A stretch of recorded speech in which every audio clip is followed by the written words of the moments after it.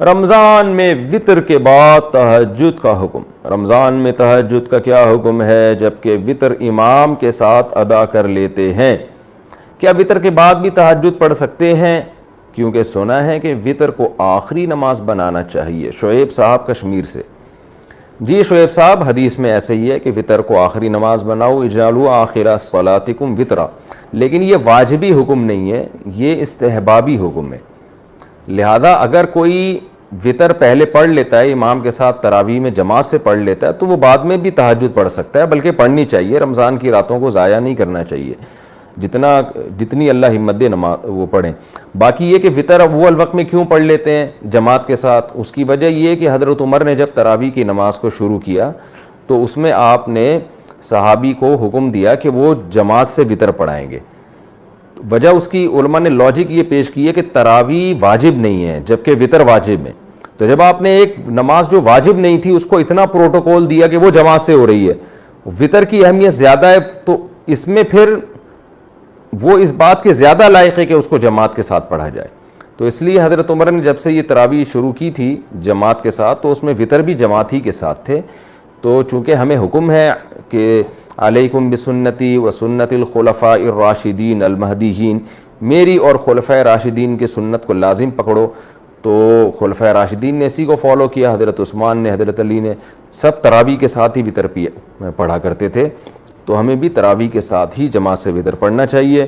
پھر جب سحری کے لیے اٹھیں تو مزید نوافل پڑھ لیں، اس کو ضائع نہ کریں۔ تو یہ تو رمضان کی رونق ہے یار، رمضان کی رونق ہے، اور یہ رمضان کے ساتھ خاص ہے۔ تہجد تو رمضان ہو غیر رمضان سب میں ہے، تبھی عید کا چاند نظر آتے ہی کوئی بندہ آئے دوبارہ تہجد پڑھنے کے لیے جماعت کے ساتھ، فوراً نکال دیں گے۔ اگر وہ دلیل بخاری میں آتا ہے نبی نے تہجد جماعت سے پڑھی ہے، فوراً کیا کہیں بھائی گھر میں پڑھیے 2-4 افراد کے ساتھ، یہ 8-10 افراد نہیں ہے، اپنے نکلو پتلی گلی سے تراویح گئی، تو یہ تہجد نہیں ہے، یہ وہ نماز ہے جو رمضان کے ساتھ کیا ہے، خاص ہے، اس لیے اس کو نام الگ دیا ہے۔ اور میں نے علماء دیوبند نے یا بریلویوں نے نہیں دیا، یا حنفی اور شافعیوں نہیں، اسلاف نے نام دیا اس کو، یہ نام نبی کے دور میں نہیں تھا، نماز تھی الگ سے اسپیسیفک، جس کو حضرت عمر نے ایک منظم شکل دی۔ بعض لوگ یہ بھی کہتے ہیں کہ حضرت عمر خود تو نہیں پڑھتے تھے تراویح مسجد میں، حدیث میں آتا ہے حضرت عمر مسجد میں نکلے اور بڑی خوشی کا اظہار کیا، فرمایا واللتی تنامون عنہا افضل مما تقومون، بس دیکھا چلے گئے، اور فرمایا کہ جس نماز سے تم غافل ہو وہ اس سے افضل ہے جسے تم پڑھ رہے ہو۔ تو ہم کہتے ہیں کہ حضرت عمر خود حافظ قرآن تھے، یہ بھی اجماع ہے کہ جو حافظ قرآن خود قرآن دہرا سکتا ہے اس کے لیے افضل یہی ہے کہ وہ حافظ کے پیچھے پڑھنے کے بجائے اپنی الگ سے نماز پڑھے۔ اسی وجہ حضرت عمر تو حافظ تھے، ان کے لیے تو افضل یہ تھا کہ اپنے گھر میں الگ پڑھے وہ، یا الگ جماعت کرائے اپنے گھر میں۔ تو ہم تو غیر حافظوں کو کہہ رہے ہیں کہ مسجد میں تمہیں حافظ نہیں ہو تو حافظوں کے پیچھے پڑھ لو، آپ نے حافظوں کو بھی غائب کر دیا اور بالکل ہی آپ نے انکار ہی کر دیا اس کا۔ دوسری بات یہ کہ اسی حدیث سے پتہ چلتا ہے کہ تہجد الگ ہے، تراویح الگ ہے۔ تبھی حضرت عمر نے کیا فرمایا، واللتی تنامون عنہا افضل مما تقومون، جس نماز سے تم غافل ہو، جو نماز تم پڑھ رہے ہو تو جس سے تم غافل ہو وہ اس سے بھی زیادہ افضل ہے۔ کیا مطلب تہجد اس سے بھی زیادہ افضل ہے؟ تو اس وقت حضرت عمر تہجد کو تراویح سے کیا کر رہے ہیں؟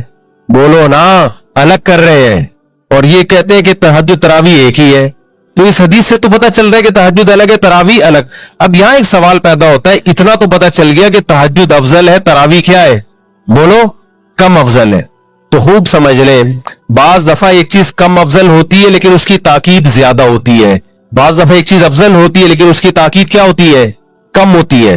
جیسے آپ فجر کی 2 سنتیں پڑھتے ہیں، فجر سے پہلے 2 سنتیں، تاکید اس کی زیادہ ہے، ثواب تہجد کا زیادہ ہے۔ ظہر سے پہلے 4 سنتیں پڑھتے ہیں، سنت موقدہ ہے، تہجد سنت موقدہ نہیں ہے، ثواب تہجد کا زیادہ ہے، لیکن تہجد چھوڑ دو قابل ملامت نہیں ہو، سنت موقدہ چھوڑ دو قابل ملامت ہو۔ ہمیں جس اہتمام سے صحابہ سے تراویح کی جماعت ملتی ہے اور رمضان کے ساتھ، اور نبی صلی اللہ علیہ وسلم کے بار بار آپ کے ارشادات، من قام رمضان من صام رمضان، جو رمضان میں قیام کرے، رمضان میں روزہ رکھے، قیام رمضان صیام رمضان، قیام، پتہ چلا وہ قیام جو رمضان، یہ قیام رمضان کے ساتھ خاص ہے، تو صحابہ نے اس کو تراویح ہی کو قرار دیا ہے، اس لیے علماء کہتے ہیں سنت موقدہ ہے۔ تو اصل فضیلت تہجد کی ہے، لیکن تراویح سنت موقدہ ہونے میں اس کی فضیلت کیا ہے؟ تہجد سے زیادہ. اس کو جزوی فضیلت کہتے ہیں. ایک خاص چیز میں تراویح کی فضیلت زیادہ ہو گئی ہے. اور اس حوالے سے دیکھا جائے کہ تہجد میں صحابہ جو قرآن پڑھتے تھے، آج لوگ تراویح میں خود قرآن نہیں پڑھ سکتے. قرآن کے سننے اور خاتمے کے اعتبار سے بھی، قرآن کے ختم قرآن کے اعتبار سے بھی تراویح کی فضیلت تہجد سے کیا ہے؟ زیادہ ہے. کیونکہ اکثر لوگ حافظ نہیں ہے، وہ تہجد میں قرآن تھوڑی ختم کر پاتے ہیں، سمجھتا نہیں ہے نا.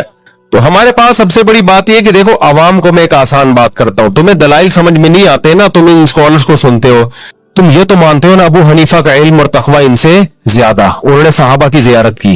امام شافعی نے تابعین کی زیارت کی، ان کا علم بھی زیادہ، ان کا تقوی بھی زیادہ. امام احمد امام بخاری کے استاذ ہیں، امام شافعی امام احمد کے استاذ ہیں. امام مالک تو ایسے امام ہیں جن کے بارے میں بہت سارے علماء قائل ہیں کہ جو حدیث میں آتا ہے نا کہ مدینہ میں ایک عالم پیدا ہوگا جس کی طرف دنیا آئے گی، جمہور اس کے قائل ہے کہ اس سے امام مالک مراد ہے، جنہوں نے تابعین کی زیارت کی. اتنے بڑے بڑے اسکالرز جن کو 99% دنیا نے فالو کیا ہے. تو میں صرف عوام سے پوچھتا ہوں، ان کی عقل قرآن و حدیث کو سمجھنے میں زیادہ ہے یا آج کل کے اسکالرز کی؟ لوگ فوراً کہتے ہیں ہم کسی امام کو نہیں مانیں گے، ہم حدیث کو فالو کریں گے. بھائی آپ امام کو حدیث کے مقابلے میں نہ لے کر آؤ، یہ گڑبڑ کر، یہ لفاظی ہے. ہم کہتے ہیں حدیث کی ایک ایکسپلینیشن ہے، ایک ایکسپلینیشن غامدی صاحب کر رہے ہیں، ایک فلاں پروفیسر کر رہا ہے، ایک فلاں شخص کر رہا ہے، ایک فلاں مولانا کر رہا ہے، اور ایک ایکسپلینیشن ہے جو چاروں اماموں نے کی ہے بالاتفاق. تو ہم اس عوام کو کہیں گے اس ایکسپلینیشن کو مانو جو چاروں امام کر رہے ہیں. ان کے فالوورز بھی زیادہ، اور اس دور میں فالو کیا جب علم کا دنیا میں غلبہ تھا.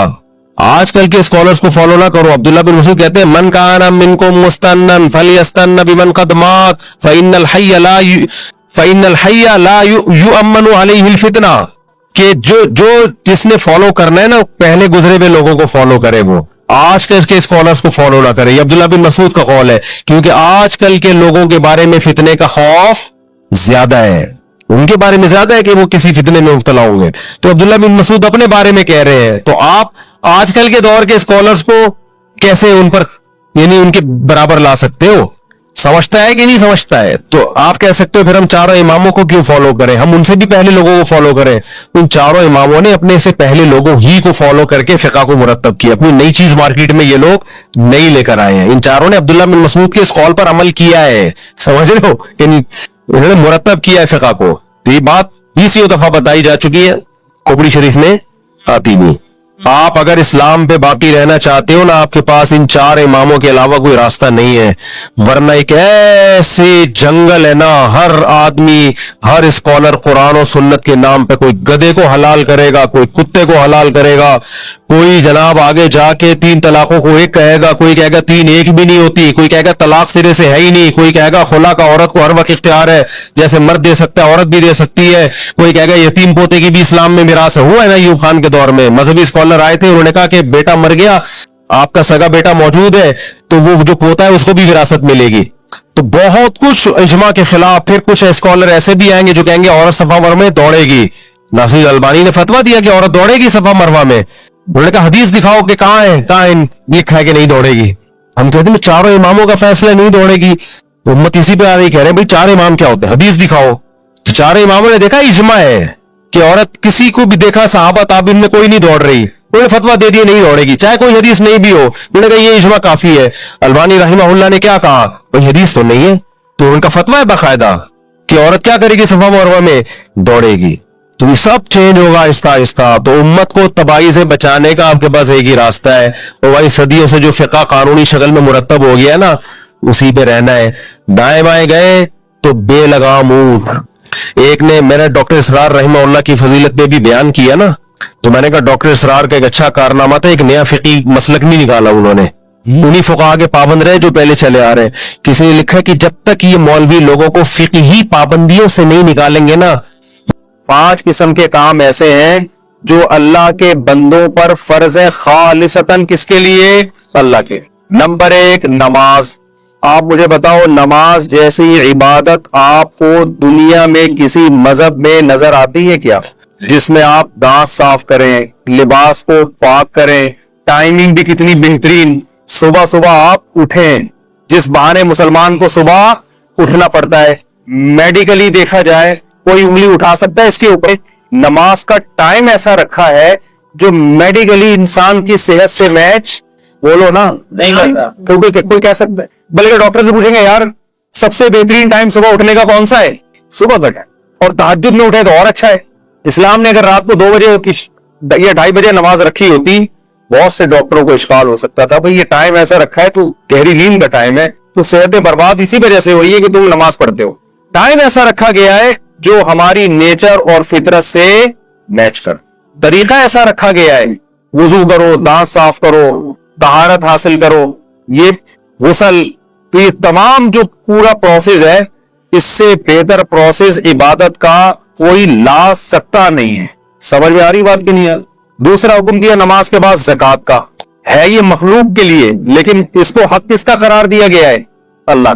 یؤخذ من اغنیائہم وترد الی فقرائہم, مالداروں سے لی جائے گی اور اسی قوم میں غریبوں پہ تقسیم کر دی جائے گی. اتنا بہترین نظام زکات کا رکھا. ٹیکس کا نظام اور زکات کو ذرا آپ کمپیئر کریں. ٹیکس ہر چیز پہ گورنمنٹ لیتی ہے. اللہ میاں جو ہم سے زکات کے نام پہ ٹیکس لیتے ہیں, نا نا نا نا, غریبوں سے تو ہے ہی نہیں. غریبوں سے وہ ٹیکس بولو نہیں لیے. درمیانے طبقے سے بھی نہیں ہے. 3 قسم کے طبقے ہیں اسلام میں. ایک مالدار جن سے زکات لی جاتی ہے, دوسرا غریب جن کو زکات دی جاتی ہے, تیسرا درمیانی طبقہ کہ نہ لی جائے گی اور نہ ان کو دی جائے. نہ یہ غریبوں کی کیٹیگری میں آتے ہیں کہ زکات لے لے, اور نہ اتنے مالدار ہیں کہ ان سے زکات لی جائے. پھر جن مالداروں سے لی جاتی ہے اس میں کتنی آسانی رکھتی, اس مال میں لی جاتی ہے جو بڑھنے والے اموال ہیں. آپ کے استعمال کی چیزوں پہ زکات, کیونکہ گاڑی ایسے نہیں ہے 1 سے 2 ہو جائے گی, گھر ایسا نہیں ہے آپ رہ رہے ہیں تو 1 سے 2 ہو جائے. تجارتی مال پہ جو بیچنے کے لیے خریدا ہو, جو چیزیں بیچنے کے لیے خریدی جاتی ہیں وہ 1 سے 2, 2 سے 4, 4 سے 8. تو اللہ نے کہا ان میں گروتھ ہے, لہذا ان میں سال میں صرف ایک دفعہ 2.5% تم نے میرا حق مجھے دینا ہے, اور دینا کس کو ہے؟ غریبوں پہ خرچ کر دینا. تو آپ بتاؤ اس سے زیادہ بہترین کوئی نظام, مالیات کا نظام ہو سکتا ہے کیا؟ کوئی نظام نہیں ہو سکتا. تیسرا اللہ نے کیا حکم دیا؟ صوم رمضان. پہلا جو تھا وہ تو توحید ہے, جو 5 ارکان میں سے, کہ اللہ کے ساتھ کسی کو شریک نہ کیا جائے. کیونکہ دنیا میں کوئی ریاست ایسی ریاست نہیں ہے جو کہے کہ آپ ہماری اسٹیٹ میں رہ کے 2 ریاستوں کے قائم ہوں. تو پہلی تو ابتدائی توحید سے ہوتی ہے نا, کہ جب ایک ہے تو خدا کیا ہے؟ بس ایک ہی ہے, اسی کی مان کے چلنا ہے. چوتھا حکم اسلام نے دیا ہے رمضان کا. چوتھا حکم کیا دیا ہے؟ رمضان, جس کے استقبال پر آج میں نے بیان کرنا تھا, لیکن میرے بیانات میں ہمیشہ تمہید لمبی ہوتی ہے اور ٹاپک پر بات کم ہوتی ہے, کیونکہ اس تمہید کے بغیر میں اگر ٹاپک پر بات کروں گا نا تو وہ 5 منٹ کی بات کی وہ 5 گھنٹے میں بھی سمجھ میں نہیں آئے گی. اور جب تمہید لمبی ہو جاتی ہے تو پھر وہ 5 منٹ کی بات بھی انشاءاللہ 5 منٹ میں سمجھ میں آ جاتی. تو انہی میں سے اللہ میاں نے ایک حکم یہ بھی دیا ہے کہ میرے جو مجھے مانتے ہیں اور یہ مانتے ہیں کہ اس کائنات کو میں چلا رہا ہوں, اس کائنات کا بنانے والا میں ہوں, تو یہ خالی دلی کے دعوے میں قبول نہیں کروں گا. کچھ کر کے دکھانا پڑے گا جس سے پتا چلے گا کہ واقعی تم مجھے مانتے ہو. آپ جب کسی سے محبت کا دعویٰ کریں تو فری پھوکٹ کے دعوے آج کل چلتے ہیں. آپ بیگم سے کہیں مجھے تم سے بہت زیادہ محبت ہے, بہت زیادہ بیگم, میں بس مفتی طارق مسعود کی اتنی دفعہ بیان سن چکا ہوں, پھر بھی مجھے کبھی دوسری شادی کا خیال نہیں آیا کیونکہ مجھے تم سے بہت زیادہ محبت ہے. بار بار آپ یہ دعویٰ کرو, وہ کہے چلے چاہیے آپ مجھے آج پیزا کھلا دیں, چلیں آج باہر ہوٹل پہ چلتے ہیں, آپ کے پیسے نہیں ہے, یہ ٹینشن ابھی ٹائم نہیں ہے میرے پاس.